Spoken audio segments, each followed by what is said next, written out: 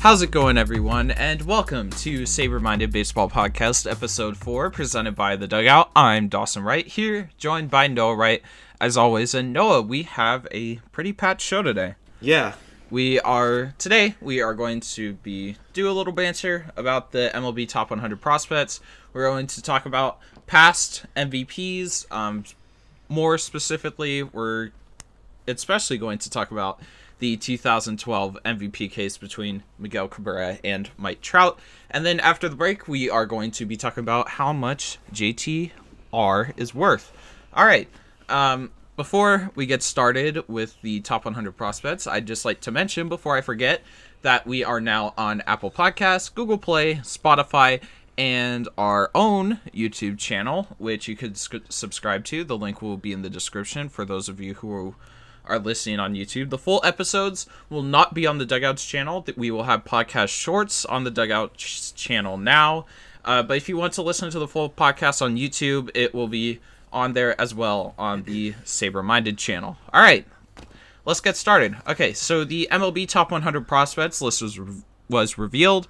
Of course, Vladimir Guerrero Jr. was number one. He looks like he's probably the best prospect we've ever seen, really? Yeah, I mean, you don't get more of a complete player than, like, Vlad. I mean, you know, he might have to work on his defense a little bit, but he's got an amazing arm.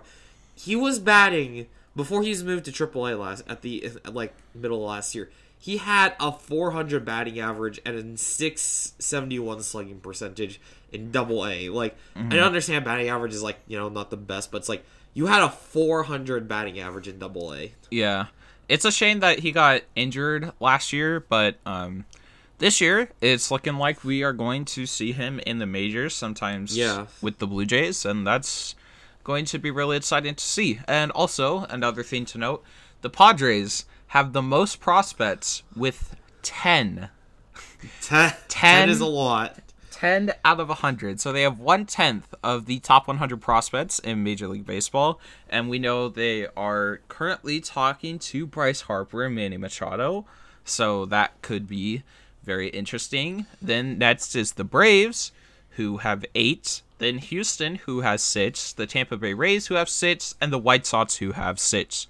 So it's really interesting that the teams with the 3 most prospects, I mean, obviously Houston, Tampa Bay, and the White Sox are tied. But, you know, let's just say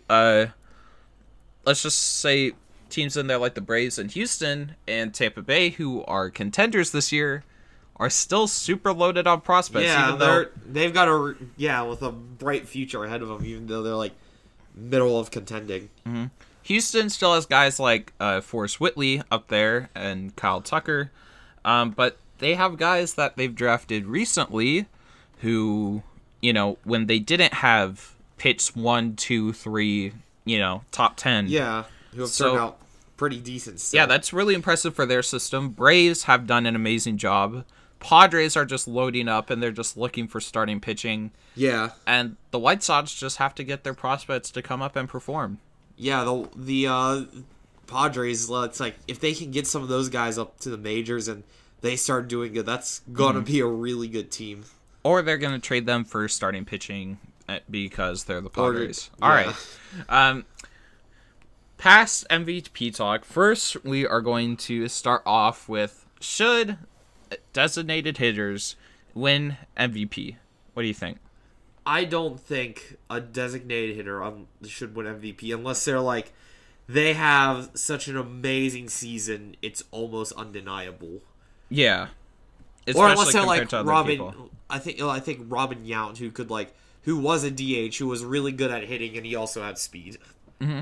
Yeah, especially if you on the speed front, but the speed front is so rare at the DH position because usually DHs are your big guys who hit a lot of home runs and drive the gap, and they're usually big corner spot guys who don't have the best defense, and they aren't very fast, and they're usually kind of old. They're usually older because, you know, they lost some speed. So seeing a DH that has a lot of speed, has a good UBR is pretty rare. Yeah, I think Molitor is like one of the few who has. I meant to say, I was meaning Molitor earlier, but you know, he had a lot of like 25, 20, 30. He had a lot of 20, 30, 40 stolen base seasons. He even stole 18 bases when he was 39. So, I mean, he's one of the rare cases of a designated hitter having a lot of speed. Yeah. I don't think that anywhere soon we'll see a DH win MVP because it'd have to be so distinctive, right? Like, unless someone like breaks out and has an incredible season that you factor into account. Let's say, I mean, there's a guy in the AL still. His name is Mike Trout. I don't know if you might have heard of him, but as long as Trout's there, that hitter is going to have to outweigh Trout's fielding and base running with only his hitting. With practically only his hitting, because finding a DH that can actually base run well is rare. Yeah. Like, your average DH is, like you said, the corner guy who's not very fast but has a good bat. Mm-hmm. Yeah. And it's the most valuable all around, hence most valuable player. It's not MVH, most valuable hitter. So a lot of people seem to mistake that. Yeah.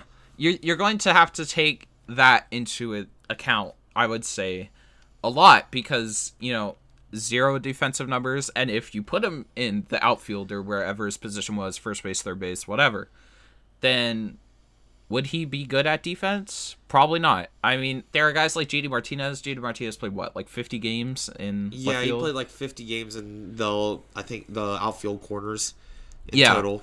So we're gonna have to take that into account. And something that I believe wasn't taken into account, like, I've looked at the numbers because back when we were in 2012, I thought Miguel Cabrera should have won MVP because I believed what everyone told me, and I didn't really look at, these numbers specifically, right?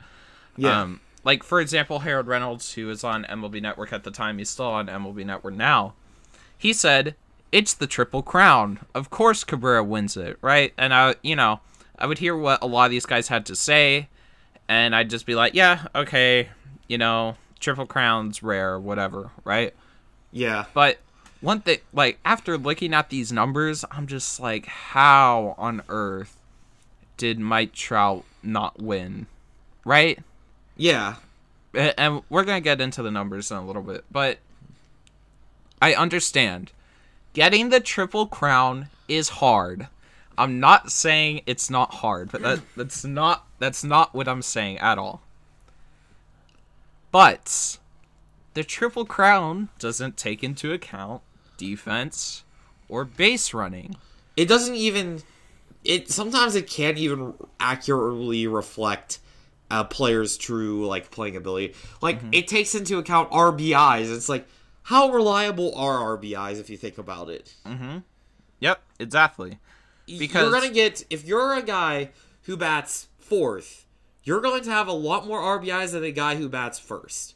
You could be on the same level offensively, where you're both 30 home run guys who constantly hit for like a 300 average, get on base, everything. But the guy who's batting number one is going to get a lot less RBIs than the guy who's batting fourth. The guy who's batting first could have a lot higher average too and still get way less RBIs, unless you're on a team where the bottom of the order produces like that, but something like that's pretty rare, where it's producing consistently to the level of the top of the order. That's just not really possible. But yeah, I don't understand it how, they're saying, oh, it's the Triple Crown, he should win automatically, when the Triple Crown is batting average, which we talked about, I believe, last episode or 2 episodes ago. So batting average, RBIs, which are completely like a game of chance. It's what team you're on, what teams you're playing, what division you're in, strength of schedule. Who's batting around you. Who's batting around you. Yeah. Does anyone around you can steal bases on a consistent level? Like, there's so much that factors into it. And then it's like, an RBI could be a ground out double play with a runner on third. That's an RBI. Yeah. And then home runs, which, okay, sure, right? Home runs, okay. But, like, the other two they're so varied. Like, like we talked about last episode, single and home run should not be the same. And when you look at it, like, if you get, like, let's say a triple, right? Yeah. And a run, you don't bring in a run on that triple. If you look at it from the Triple Crown's point of view, it's basically counted as a single because the Triple Crown, average. Okay. Yeah, average doesn't take so into average, anything. so it's a hit, right? RBIs, nope. Home runs, nope. Right? So it's a hit, but all hits, no matter what they are all valued the same. Yeah. So that doesn't really make any sense, and you can't just ignore defense and base running, especially base running. Base running is so undervalued.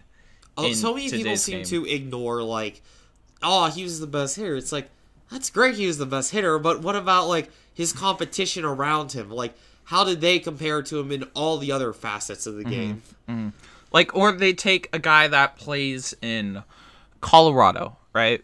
Yeah. Like, let's say you take a guy who plays, let's say the Colorado Rockies. Let's say the Colorado Rockies move to the AL Central for some reason, right? And so you're taking Coors Field and the AL Central. You still have to... You subtract the Dodgers, you subtract the Padres, you subtract some of the okay pitchers still left on the Diamondbacks, you put them in the... Yeah. Well, the point is you can't just say, oh, this guy's the best hitter in baseball. Look at the numbers he put up. If he played at Coors Field and plays in the AL Central, right? You can't do that. It doesn't work. And you can't just say he's the best player in baseball either just because of his hitting. No matter what numbers he put up. Yeah. Like if he's a good defender too and base running, hey look, it's Mike Trout, right?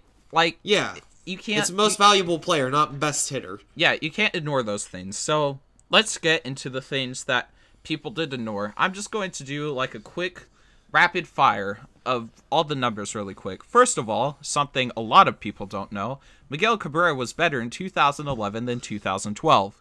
In 2011, he had a WRC plus of 177. In 2012, he had 166. He had an offensive WAR of 7.9 in 2011 and a 7.7 in 2012. So basing, the Triple Crown based off what the league does that year, his numbers were still better in 2011. He finished 5th in MVP voting in 2011. Base running runs in 2012, Trout, 12, Cabrera, negative 2.9. Defensive runs saved, 2012, Trout, 21, Cabrera, negative 4. UZR, ultimate zone rating, Trout, 13.3, Cabrera, negative 7.5. Run expectancy, Trout, 53.4, Cabrera, 46.8. WPA, Trout, 5.2, Cabrera, 4.8. B-War, Trout, 10.5, Cabrera, 7.1. That's such a large gap in baseball reference WAR. It is a 3.4 gap between those two players. Yep. I would even made it a case that Miguel should have finished third place, because Adrian Beltre finished third place, and we all know how great of a defender he is. Yeah. But guess what? Defense doesn't matter, I guess. I don't know. But based off of all those numbers, you could say we're nitpicking, I guess, even though we really aren't. We calculated for defense, hitting, run expectancy, and base running. That's pretty much everything. Yeah. We aren't nitpicking certain categories. Mike Trout was literally better in every single category besides home runs, RBIs, and average. Average was really close. Slugging percentage. Average was really close that year. Yeah, Cabrera had a 330 batting average, and Trout had a 326 batting average. And Mike Trout played really good defense. So Miguel Cabrera did not. So to those who think that Cabrera should have won it, who finished second in home runs? Yeah, Josh Hamilton. If Josh Hamilton has 3 more home runs and goes above Cabrera, and he doesn't get MVP, does he still deserve it? I don't think he should. That's an interesting question to ask. I mean, I would say no, even with what he put up. Like, I understand. It's the Triple Crown. It doesn't happen very often, but the Triple Crown doesn't take into a lot of baseball. A pitcher shouldn't win the Cy Young just because he won 20 games if he has an ERA of 5. Right? Yeah. This is where we're at now, right? Jacob deGrom won Cy Young this year, and his record wasn't all that flashy. I think it was 10-9 record, but like a 171 ERA. Yeah, I think it was it Felix Hernandez who won the Cy Young with a losing record or close to a losing record too? Yeah, Felix Hernandez had like a record. He was 13-12. Mm-hmm. And I'm glad that I believe the BWAA they're moving to a point where we're starting to realize, hey, average counts singles and home runs as the same thing. RBIs are completely by chance. Home runs, I don't know, they're cool. They're just home runs. But, we have to account for other things like defense. Like UZR. Was anyone really using UZR in 2012 when discussing this debate? I didn't hear a word about UZR till 2 years ago? And run expectancy, didn't hear about it. WPA, B-War. I didn't hear about it watching general MLB Network programming, ESPN. I know it's terrible, but I didn't hear about any of this. All I heard was, oh, he had a better average, home runs and RBIs, right? So I'm just thinking, oh, Miguel Cabrera deserved to win MVP that year. But is that the case? No. I don't I don't think so. But let us know what you guys think, and we are going to head to break, and when we get back, we are going to be discussing some JT Realmuto trade thoughts and how much he is worth. Yeah, I love her off. Said she love me, but she cut me off. Yeah, late nights on the boulevard, hitting stains on an empty heart, yeah. I love her off.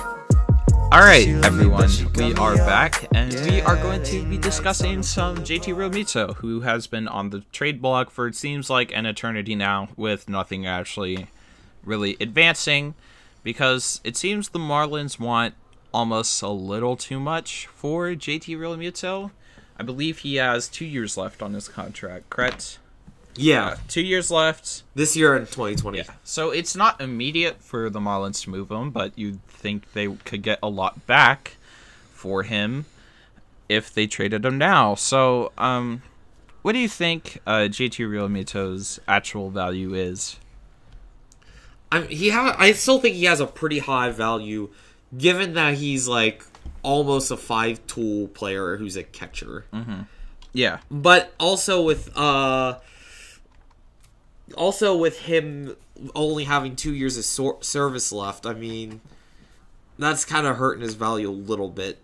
Yeah, because it's not like teams necessarily know if they're going to keep him the whole time, especially if he goes somewhere like the Padres, The Padres' chances of re-signing him, right? It's debatable. It said they want Francisco Mejia plus for him, which they want. I'm sure they said for Francisco Mejia, but I'm sure they probably want more than just one prospect for him, based on all the other reports that they've been saying. Yeah, when they asked the Astros for Kyle Tucker and Forrest Whitley, and the Astros are like, no. If they just asked for Kyle Tucker and then maybe Garrett Stubbs and someone else, then I feel like it possess a lot, because they like Forrest Whitley a lot. Based off what I've seen from the Astros organization, ever since they really had him, Forrest Whitley is their protected child. They're gonna want to keep him. Lou now. I think that's fair based on their current situation with the rotation. So yeah, Lou now likes Forrest Whitley a lot. So he'd have to get some. If they did Forrest Whitley for JT Realmuto, straight up, maybe. I still don't know at that point if they would, because Forrest Whitley has shown so much potential, right? But JT Realmuto, he was ranked second behind Buster Posey in catchers right now, according to MLB Network's The Shredder. But he's put out some really good numbers last season. He was number 1 in Fangraphs rankings. He had a WRC plus of 126 and a WOBA of 353. Now, interestingly enough, his WRC plus of 126. For comparison, Francisco Cervelli had a WRC plus of only 125. Mm-hmm. And so did Yasmani Grandal. Mm-hmm. Yeah. So it's not like JT Realmuto is super rare, but I mean he does provide a few things. Like he had a UBR of 3.8, which a positive UBR from like catchers is rare. like usually it's in the negatives.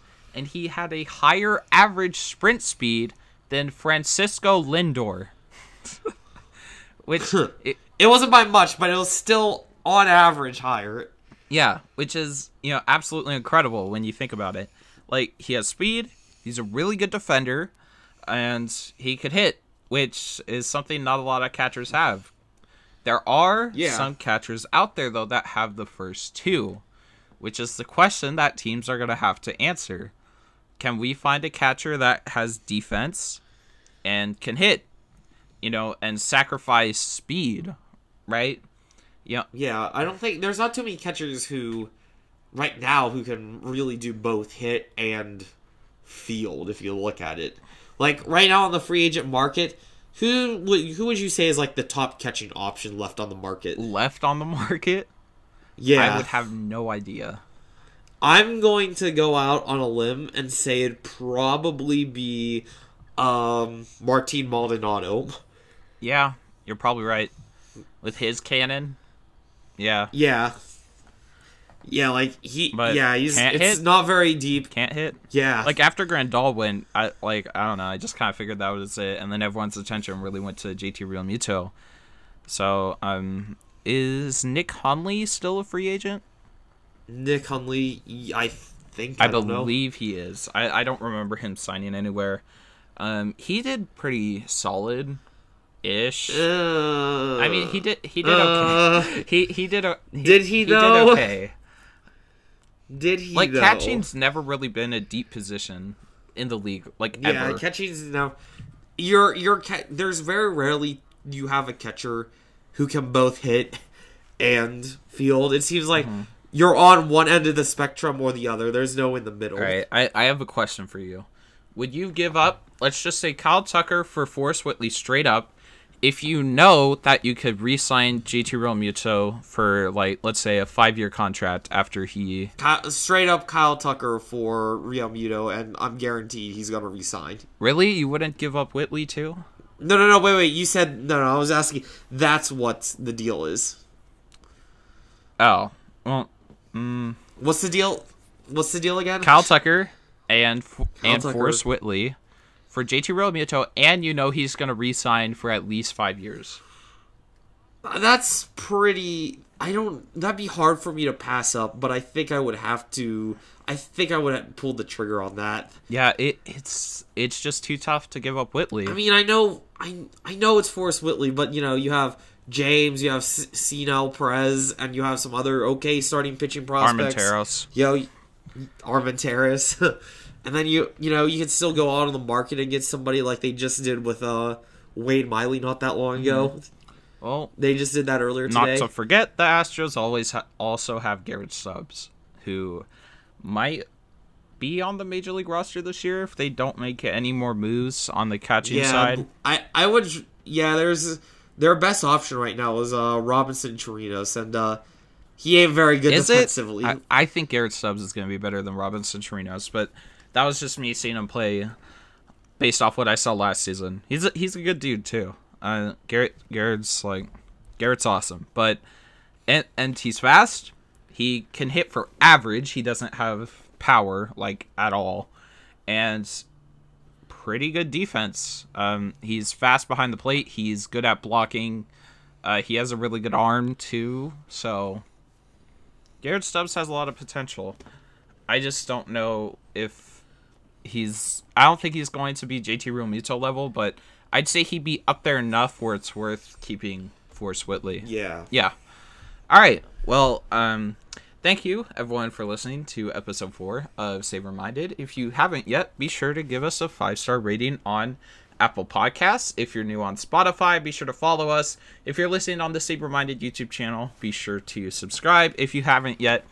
And we will see all of you in the next episode, which will release on Sunday, because our new schedule is going to be on Sundays, and Thursdays are when new episodes are going to release. But thank you, everyone, and we will see you in the next episode.